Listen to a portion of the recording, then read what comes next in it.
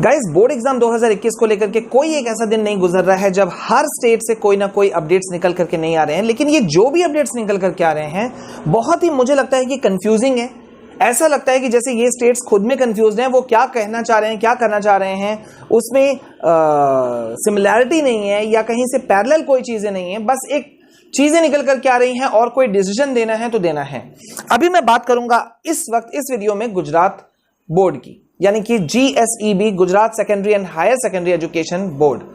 Guys, एक अच्छी चीज निकल करके आई, आप सबको शायद पता भी चल चुका होगा कि मास प्रमोशन दे दिया गया है क्लास 9 एंड 11 स्टूडेंट्स को। बहुत अच्छी खबर है। Congrats to all the students of 9 and 11 of Gujarat.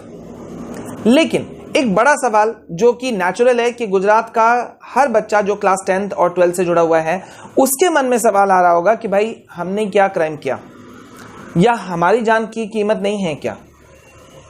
एक तो पहले ही गुजरात बोर्ड की तरफ से लाखों बच्चे, और गुजरात नहीं हर स्टेट बोर्ड के बच्चे ये सवाल उठा रहे थे कि अगर CBSE वाले बच्चों को जस्टिस मिल सकता है, उन बच्चों को क्लास 10th वाले बच्चों को कैंसिल किया जा सकता है, तो why not of all other states.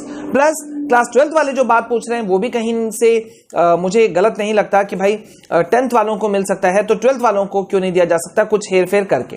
लेकिन गाइस, अभी मैं आपके सामने में कुछ नई बड़ी बातें आपके सामने में लाना चाहूंगा। सबने सुना होगा कि क्लास 9 और 11 गुजरात बोर्ड के बच्चों को प्रमोशन दिया जा रहा है, लेकिन कैसे दिया जा रहा है, क्या ये आप जानते हो? ये वही चीजें हैं जिसकी हमने डिमांड की थी, हम कर रहे हैं। उन्हीं बेसिस पे क्लास 9 और 11 के स्टूडेंट्स को मास प्रमोशन दिया गया है। बस इसमें एक चीज का चेंज किया गया कि इनके सर्टिफिकेट्स पे लिखा होगा कि ड्यू टू कोविड इन बच्चों को पास किया गया। ठीक है, चलो भाई, अब ये मैं आपको बता दूं कि जो ये 9 और 11 के स्टूडेंट्स को पास किया जा रहा है, इनको 4 फैक्टर्स पे पास किया जा रहा है। ठीक है, 4 पॉइंट्स पे। अगर आपको नहीं पता है तो आप लोग इसे जान लीजिए। और मेरे ख्याल से गुजरात बोर्ड में जब हम लोग ये मांग करेंगे कि 10th और 12th के एग्जाम्स के लिए भी ऐसे ही जस्टिस दिया जाए, उनको भी कैंसिल किया जाए, तो हमें इन्हीं 4 पॉइंट्स को हम लोग बड़े आराम से उठा सकते हैं। ठीक है, पहला पॉइंट जो दिया गया है वो दिया गया है इंटरनल असेसमेंट, जो बहुत ही बेसिक है। हर स्टेट बोर्ड में ये चीजें लागू हो सकती हैं, ठीक है, लेकिन ये लोग लागू नहीं करना चाह रहे हैं, ये और बात है।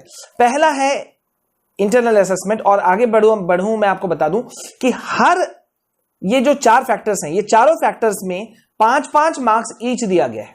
स्टूडेंट्स ऑफ क्लास 10 कर रहे हैं तैयारी NTSC की और आगे जाकर के JEE नीट को टारगेट करने वाले हैं, तो there is a golden chance for you all, क्योंकि आपके इन्हीं तैयारियों को बूस्ट करने के लिए अनअकैडमी ने आप सभी स्टूडेंट्स के लिए शुरू किया है inception, a compact intermediate course for grade 10 batch 1 JEE NEET foundation and NTSC।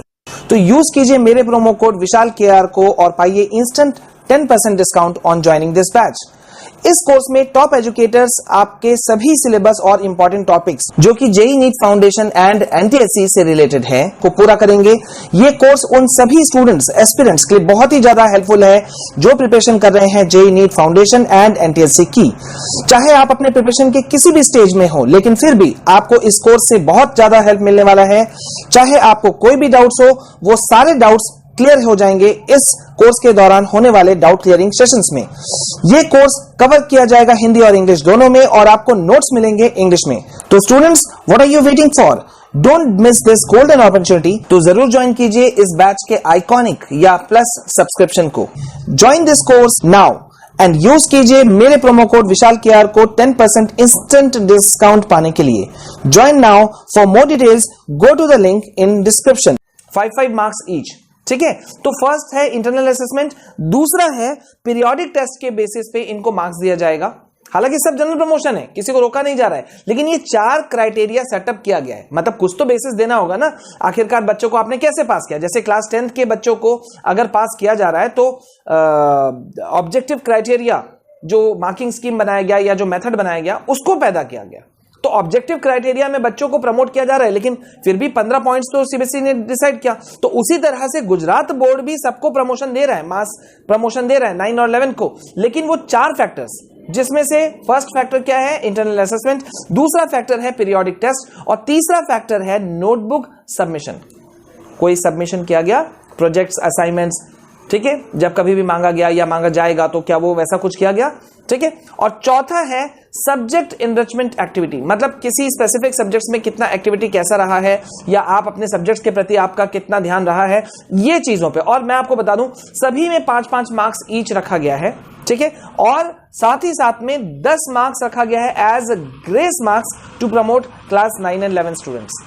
अब यहां पे आप लोग देखो और खुद से जज करो कि क्या होना चाहिए, क्या नहीं होना चाहिए, हमारी डिमांड में कितना ताकत है, हमें किस तरह से और उठना है, ये आप सभी गुजरात बोर्ड वाले बच्चों को सोचना है और साथ ही साथ सभी स्टेट बोर्ड वालों को सोचना है। आपको मैं बता दूं कि 10 मार्क्स रखा गया है एज ग्रेस मार्क्स।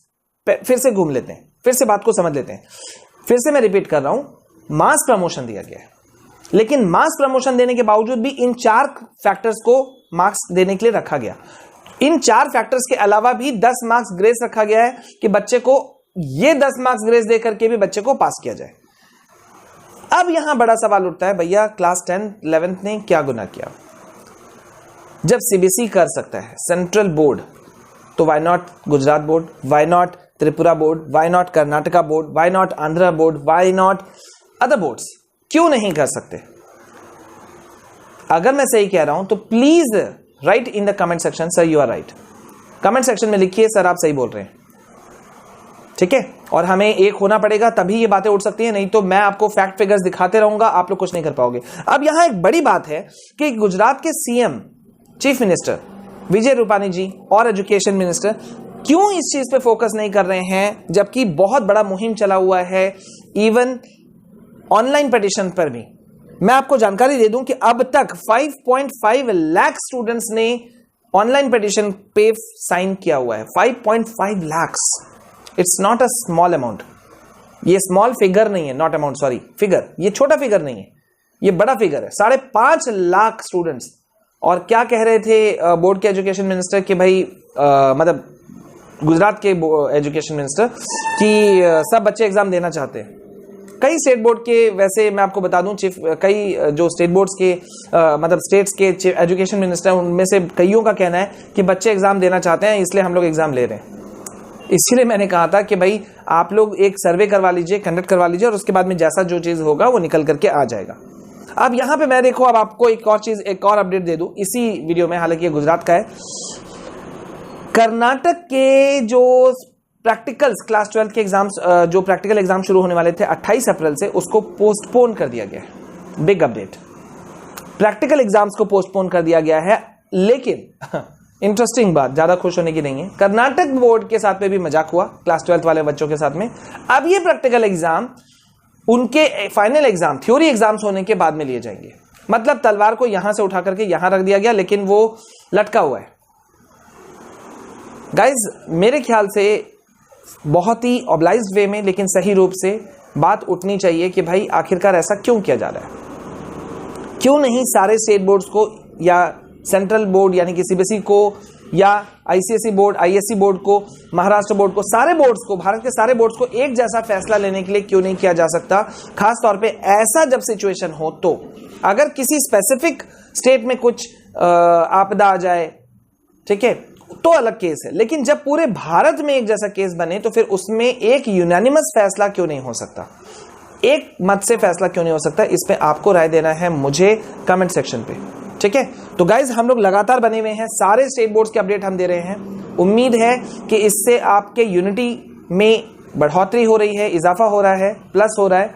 तो प्लीज सपोर्ट कीजिए हमारे चैनल को। हम लगातार आपके पास बन करके उठे हुए हैं, चाहे फिर वो सीबीएसई हो, क्लास 10th हो, 12th हो, या देश भर के तमाम स्टेट बोर्ड्स, हम आपके लिए बने हुए हैं। So please support us. अब तक आपने हमारे चैनल को सब्सक्राइब नहीं किया है तो जरूर कीजिए। साथ ही साथ में बेल आइकन को प्रेस करना नहीं भूलिएगा, ताकि जैसे ही हम यहाँ पे वीडियो अपलोड करें आप तक पहुंचे। और अब तक आपने हमारे ट्विटर अकाउंट विशाल कुमार जायसवाल या विशाल आर्यव को फॉलो नहीं किया है तो प्लीज मुझे फॉलो कर लीजिए ट्विटर पे, क्योंकि हम आपकी ताकत बन के हैं। वहां जितनी बड़ी संख्या होगी वो एक तरह से आप खड़े हो, मैं नहीं खड़ा हूं, आप खड़े हो, ठीक है, सिर्फ अकाउंट में रहे। और टेलीग्राम पे आप मुझे ज्वाइन कर सकते हैं, स्टडी विद विशाल सर, वहां ज्वाइन कीजिए। हमारा other channel for studies my CBSE guideline, ये भी आपकी मदद के लिए खड़े हुए हैं। छोटे चैनल्स हैं लेकिन अपनी तरफ से ताकत पूरा लगा रहे हैं। बने रहिए मेरे साथ में, हम आपको लेटेस्ट अपडेट देते रहेंगे। सो आपको कहीं जाने की जरूरत नहीं है, please be with us. This is all from my side. जय हिंद, जय भारत।